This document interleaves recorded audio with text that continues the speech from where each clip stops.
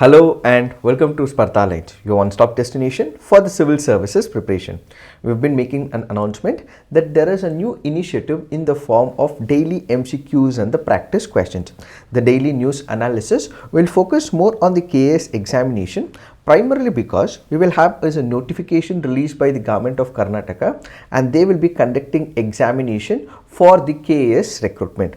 So in this particular backdrop, we will be taking up articles from the Hindu, the Indian Express, Deccan Herald, so on and so forth, primarily to ensure that your preparation for the KPSC examination is intact. So what are you waiting for? Hit the like button, subscribe to our YouTube channel and also share it with your fellow aspirants as well. Let's get started and look into the first MCQ and the first article for the day. Consider the following statements. Kannada was the first language to get the status as a classical language. There are 6 languages which are classified as classical languages. Which of the statements given above are correct? The answer to this is 2 only. Why have we taken this practice question? That is because of the reference in the Hindu article. So if you look into the article here is speaking about Center for Excellence for Studies in the Classical Kannada Language. So what are we speaking about? We are speaking about 2 important concepts. One is with respect to the classical language. The second is with respect to Center of Excellence for Studies in Classical Kannada. First, let us understand what is this concept of classical languages. As of now, we have as many as 6 classical languages.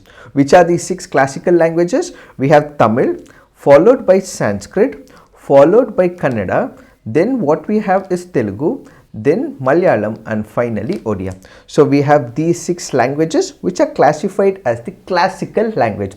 So the first language that was classified as the classical language is not Kannada, but it happens to be Tamil, which was declared so back in the year 2004. Since Tamil was declared as a classical language back in the year 2004, the first option that is given in the statement is wrong. So the first option says Kannada was the first language to get the status as a classical language. No, it was not Kannada, but it happens to be Tamil. That's the first question.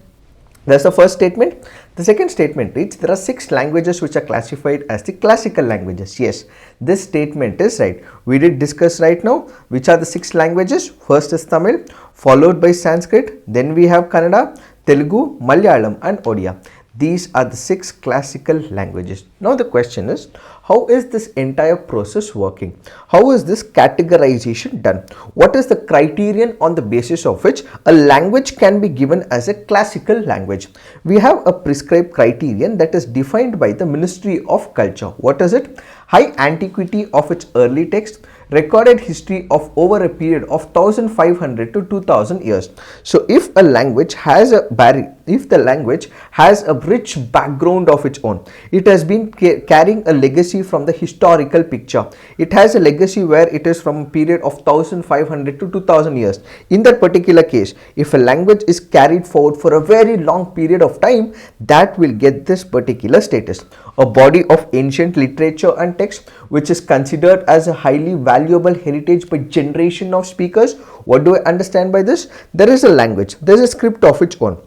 And at the same time, the legacy is being carried forward without any breakage as well. There is textual evidence of that particular language, and this language is also promoted for subsequent generation after generation as well. People speak this language, they read this language, they understand the language. There is rich literature of this language. There are books written about this language, and as a result, there is knowledge flow that is subsequently flowing from one generation to another. In order to safeguard it, in order to promote it, in order to develop it further, this has been classified as a classical language. So the first part is it has to have a period of 1500 to 2000 years. Then there is a rich heritage of the literature of this language. There is a script that is present. There is a language that is carried forward. Third happens to be literary tradition to be original, not borrowed from another speech community. So if we have a language of our own where we are able to speak and we are not importing it from some other language or the script, that is another criterion. And finally, the classical language and literature being distinct from modern, there may also be a discontinuity between the classical language and its later forms or its offshoots. So there can be offshoots of this particular language. If at all it is able to meet these criterion, that is when a language will be kept up as a classical language. So Tamil was the first language which was recognized under this particular criterion back in the year 2004, and subsequently 5 other languages have been added, and we have these 6 languages which currently hold this classical language status.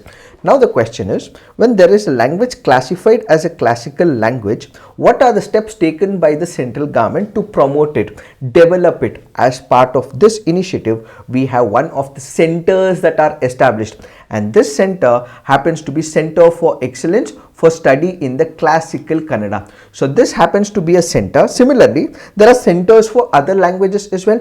Like we have Center for Excellence for Studies in Classical Kannada, there are centers for excellence for studies in Tamil, for studies in Telugu, for studies in Malayalam, so on and so forth. So one of the initiatives that have been taken to promote, upkeep, develop and also ensure the sustainability of this language is the establishment of Center for Excellence for Study in the Classical Kannada. So basically, Kannada was accorded a classical language back in the year 2008. It was in 2011. In order to facilitate the research, this particular Center for Excellence was initiated. How was it initiated? We have the Department of Education under the Ministry of Education.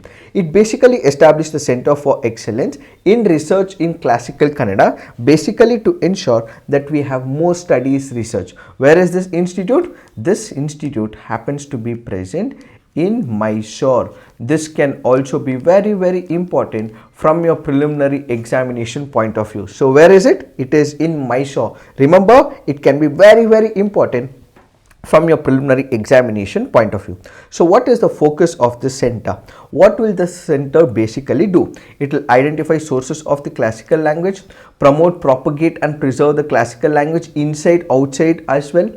It will undertake and encourage research and documentation in India and abroad, procure manuscripts and undertake digitization as well, publish books related to classical Kannada. It will create avenues for interdisciplinary research involving related studies of numismatics, epigraphy, archaeology and ancient history. Try to understand the very base of this language, how this language evolved, what was the script of this language, how did the script evolve, and ultimately digitize this entire process so that we do not lose out on this huge amount or data or repository of knowledge that has been carried forward from a very long period of time. So the idea and the intent is to safeguard the language and to ensure there is prosperous development of this language, and also to ensure that this is also replicated for the future use and also for the future generations as well, so that this language and its legacy continues to be present. If you look into the UNESCO, it has also had a classification which says that there are endangered languages, critically endangered languages, primarily because there are people who do not speak a particular language, and as a result there is monogenization. There is one language which is imposed on another language, and as a result the entire language will not be read by a certain community. There will be no speakers of that particular language, and ultimately this language will also become extinguished. It is no more present. People do not speak this language, and ultimately the language and its value and its base will all vanish one single day. In order to prevent all this, this particular concept of Center for Excellence for Studies in Classical Kannada has been taken up, where technology would be used, developmental aspects will be used, translation process will work, and then what they will also do is epistemological research about this particular language. So this has been initiated to promote, develop and also further ensure sustainability of the language. It is this that we have to understand with respect to this article. Now let's look into the next article.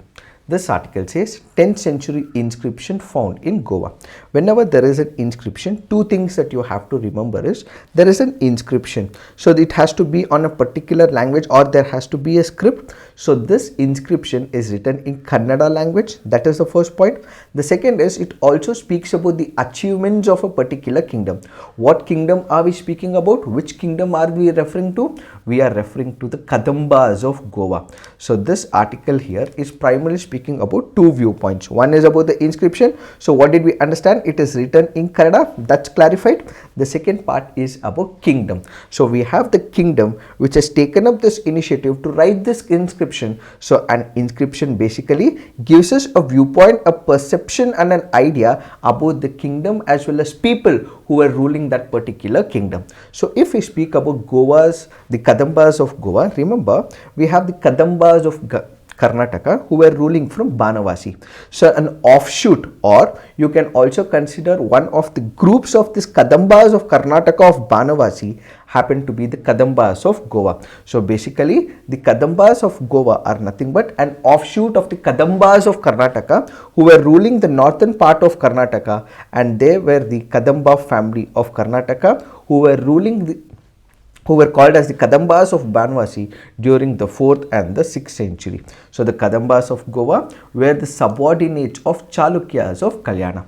What do we understand by this? When we speak about Kadambas, it was the Kadambas of Banavasi who were ruling a major part. If you have to take into picture, they were ruling the northern part of Karnataka and some pockets of Karnataka as well. And over a period of time, their rule started declining. That is, their numbers started crunching. They did not have enough power as well.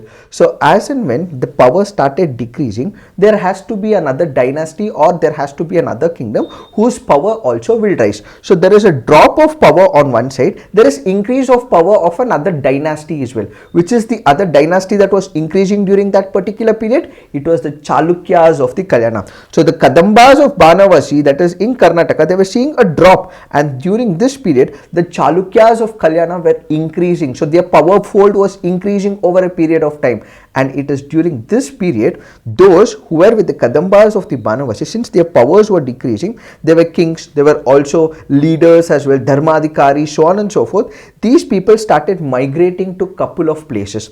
So the Kadambas of Banavasi who were present in Banavasi, they started migrating to Goa as well, and in there these people who also had understanding of how the kingdom works, how the administrative system works, these people started working as the subordinates of Chalukyas of Kalyana. So they were increasing the power, Chalukyas of Kalyana, and these people also know the manifestation of the administrative personnel and the power. So they started migrating to Goa, and there they become the subordinates of the Chalukyas of Kalyana because their power was increasing. And ultimately the Kadambas of Goa are nothing but the offshoot of the Kadambas of Banavasi. So with the rise of the Chalukyas of Baidami, they lost their imperial status, and some members of the family, they started migrating to different places, and now they are serving as the subordinates of the imperial rulers. So if we have to look into the Kadambas, they are regarded as the royal dynasty of Karnataka, and when we speak about Kadambas, you have to know who is the founder. So the founder of Kadambas of Banavasi in Karnataka happens to be Mayura Sharma. This can be very, very important from your preliminary examination point of view. So who was the founder of the Kadambas? Mayura Sharma happens to be the founder. This dynasty of Kadambas basically ruled the northern part of Karnataka and the Konkan from Banavasi. Another important pointer, and from the preliminary examination point of view, the gold coins were also being printed during that particular period. They were minting the gold coins, which also contributed to the architectural heritage of Karnataka, and they were also the first rulers in Karnataka to use Kannada at the administrative level. So the first dynasty or the first rulers of Karnataka who were using Kannada as the language to propagate it as a language of the medium happened to be the Kadambas of Karnataka. This is very, very important from your preliminary examination point of view. And now if we speak about the Kadambas of Goa, we have the Chalukyan Emperor Thailapattu was appointed Kadamba Shastadeva as Mahamandaleshwar of Goa for his help in overthrowing the Rashtrakutas. So at this particular moment, you had the Chalukyas and the Rashtrakutas who were in friction. They were also having a lot of war during that particular period. Then you had Chalukyan Emperor Thailapattu who was appointed as Kadamba Shastadeva because he was able to fight against the Rashtrakutas. The Kadamba Shastadeva conquered the city of Chandavara from the Shilaharas in 1960 AD. Later on, he conquered the port of Gopattanam, Gopakapattanam happens to be the present day of Goa. So there can be another question. Gopakapattanam, which was ancient or the medieval ruled kingdom, which was present, is current state is what? That is Goa.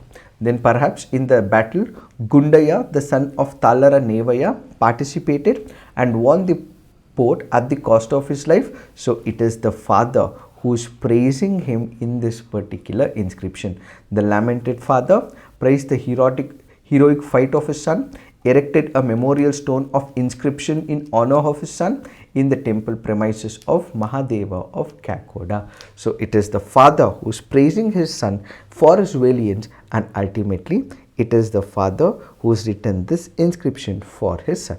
This is what it is all about. So what did we learn? We learnt about Kadambas of Goa, and these Kadambas of Goa are an offshoot of Kadambas of Banavasi. That's the important parameter. Now let's look into the next article and the MCQs. Consider the following statements. Kannada Development Authority is a statutory body. According to Kannada Language Comprehensive Development Act, a Kannadiga means a person or his parents or in their absence legal guardian who is or ordinarily resident of Karnataka for not less than 15 years and having knowledge of reading and writing Kannada and possessing such documents in this regard as may be prescribed. Which of the statements given above are correct? The answer to this is both. Both the statements that are given here are right. Why have we taken this practice question? Because of the reference in the Hindu article, which takes a reference to the Kannada Development Authority. And the Kannada Development Authority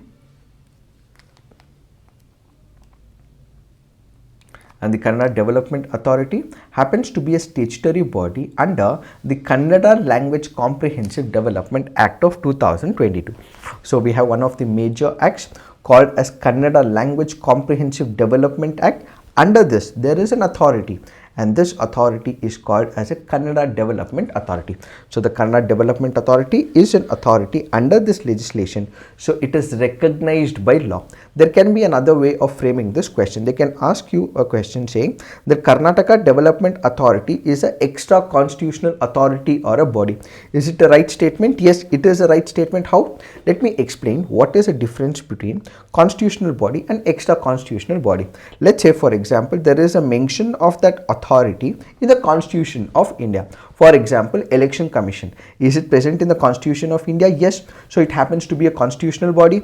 Let's say you have the Union Public Service Commission. Does it take a mention in the Constitution of India? Yes. So that happens to be a constitutional body. Any institution or any authority which finds a mention in the Constitution of India is a constitutional body. However, if there is no mention of that particular body in the Constitution but takes power or emanates its power, derives its power, and ultimately comes into implementation because of a statutory law passed by the parliament or by the state legislature, in that case it is called as a statutory body, extra constitutional body. A statutory body or an authority is established by the law, by the state legislature, or it is by the parliament. So is it extra constitutional? Yes, it is extra constitutional. Why? Because it is not finding a mention in the Constitution of India, which is why it is called as the extra constitutional body. This is what we have to understand with respect to both the statements. For both the statements are right. One is because it happens to be a statutory body. The first statement is right. The second statement is also right, that according to Kannada Language Comprehensive Development Act, a person not less than 15 years should be in the state of Karnataka. He should be in a state of Karnataka knowing the language, able to read it, write it, and possess such documents. Is it right? Yes, both the statements are right. Now the most important question is, recently there was vandalism in the Bengaluru. Recently, we had some of the pro-Kannada activists who were vandalizing some pockets or some places in Bangalore. Now, the most important question that this article is speaking about, is it right? When we speak about what is that they were asking for, when we also speak about what is the modus operandi of this organization or people who went about vandalizing it, what we have to remember is 2 points. One is with respect to the law. The second is with respect to the emotion and the psyche. When we speak about the law, what does the law say? When we speak about the law actually mandates that about 60% of the signages in the state of Karnataka, in Bengaluru especially, should be with the local language. So what should be having? Let's say there is an institution, or let's say there is a shop, or let's say there is an outlet. If at all there is signage, they are prompting and saying that this is from Nike, this is from Puma, this is Myntra, this is Flipkart, so on and so forth. They have their established offices. In this particular board, 60% of the language or the signage should be from Kannada. So 60% should be written in Kannada, and the rest 40% should be in English or the language that they opt for. So the point is that the 60% of this signboard should have the name in Kannada. So if you are writing Nike, write it in Kannada. If you are writing Flipkart, write it in Kannada for about 60%. The rest 40% that is left out, you can put it in the language that you desire. If you, in case you want to put it in English, put it out in English. If you want to put it in some other language that you wish to, put it out in any language that you want to. But by default, ensure that you have 60% covered in this signboard by a local language. How? In 2019, an order based on civic bodies outdoor signage and public messaging bylaws of 2018 was passed. The Kannada Development Authority had conducted a meeting with the BBMP officials in 2018, instructed them to cancel the license of the shops that do not have 60% of the nameplates in Kannada. However, the direction was not effectively implemented. That order was based on the government's 1986 Sarojini Mahishi report. So this Sarojini Mahishi report said that all nameplates should have Kannada covering 60% of the nameplate, while the rest 40% should be in any other language. So this clearly emphasizes that we have the very foundation of the 60% from the Sarojini Mahishi report. This is important from your preliminary examination, mind you. So this very derivation happens from Sarojini Mahishi report. So as per this request made and as per the rules that have been developed, any nameplate or signboard should have Kannada as the language. Why did these people go about vandalizing? They were a particular group, they went about vandalizing signboards as well. So what was their agenda? The agenda is twofold. One is to ensure that you follow the land. So you follow the law of the land. So it is a local law that is present. So you have to follow the local laws and you have to implement it. And at the same time, it is also being said, we don't know, but it is being said that these people also went up to those places, requested them to change it, but then those people did not change it, and that is why vandalism has taken place. But is it right? No. Why? Because if there is a law, it is for the government to take up a particular role and it has to ensure that such laws are implemented. Is the love for the Kannada language right? Yes, the love for the language is right, but vandalism, taking law into the hands, is wrong. The love for the Kannada language is right, asking them to write about 60% because there is a law is right, and pleading them and requesting them is also right, but then hitting and then caning and also profusely violating the law and order is wrong. This is where the author takes into, this is where we have to understand that under section 17 of this very act, what does it say? General measures to be taken for extensive use and propagation of Kannada language. The board displaying the name of state government, departments, undertaking and all designations shall be primarily in Kannada.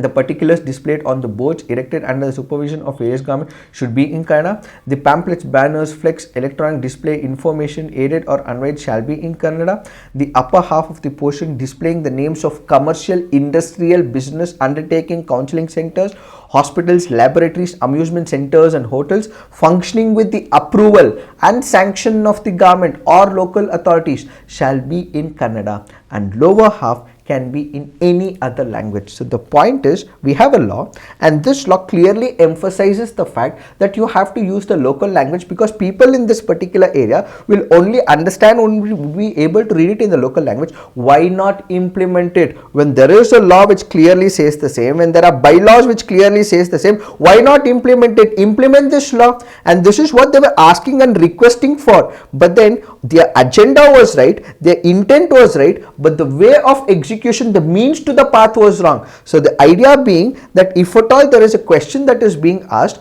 where is the question? They may ask you a question that recently there was a debacle in Bengaluru where there was a vandalism that was reported. So if at all they ask you a question in your opinion based questions in the interview, what is that you have to answer? Yes, there was a law. So the intent was to asking and requesting and pleading and making couple of requests to these people to follow the bylaws. But who should execute these laws? It is the government. So what should they ideally do? These groups or the voluntary groups should make a request to the government. The government should ultimately ensure down and enforce such laws, but taking law into the hands is wrong, vandalism is wrong, and then destroying the properties is wrong. So the intent may be good because there are laws that specifies the same, but the act and the means through which it was planning to be executed is wrong, because vandalism is barred. This is a law and order problem, this is a public order problem. If at all such a thing happens, this could also bring reputational stake to the Bengaluru. So Bengaluru happens to be a cosmopolitan city. Bengaluru happens to be a city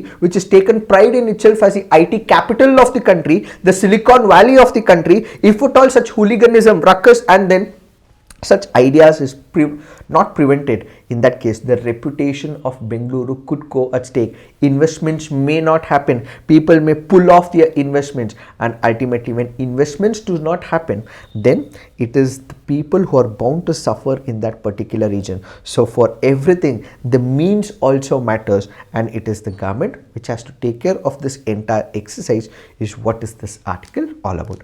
Now let's look into the next article. Karnataka sets up PCPNDT task force. So we have the government of Karnataka which has actually come up with a task force. The task force is empowered to regularly monitor and oversee the functioning of the state appropriate authority. So what we have is the Preconception and Prenatal Diagnostic Technique Act. So basically what we have is the preconception and prenatal diagnostic technique. Let's say for example, whether in the womb of the mother, is it the female child or is it a male child, one will not be able to reveal it in India. Why? That is because in India there is so-called male preferences that happen, which is unfortunately wrong. Why? That is because when you look at the numbers, I mean the ratio of the male and the female ratio, there is increasing female feticide. So these females or the female babies are being killed, and that is the primary reason they came up with a law that if at all there is a fetus development that is taking place, they should not be able to reveal the baby's gender, and this ultimately some authority has to ensure that these laws will be put into practice. So we have the Karnataka which has set up a task force basically to ensure the Preconception and Prenatal Diagnostic Techniques Act is into implementation, enforced. So we require an authority, we require a task force to execute it, and that task force is being appointed, is what is this article all about. Now let's look into the next article. This article says Karnataka's National Federation of Blind celebrates World Braille Day. First, we have to understand that World Braille Day is observed every year on Jan 4th. So when do we observe it? It is observed every year on 4th of January. Now the point is, what is Braille? Braille happens to be a tactical representation of alphabetic numerical symbols using 6 dots. So how many dots is it? It is 6 dots, basically to represent each letter and number, even musical, mathematical and scientific symbols. Braille is used by blind and partially sighted people to read the same books and periodicals as those printed in a visual font, and this is named after its inventor, who happens to be Louis Braille.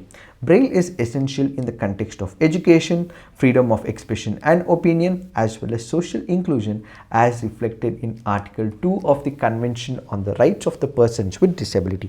So the point that we have to understand is two parameters. One, the World Braille Day is celebrated on 4th of January, can be a likely question. The second is Braille is about 6 dots used to represent an alphabet. Let's say for example, we write A.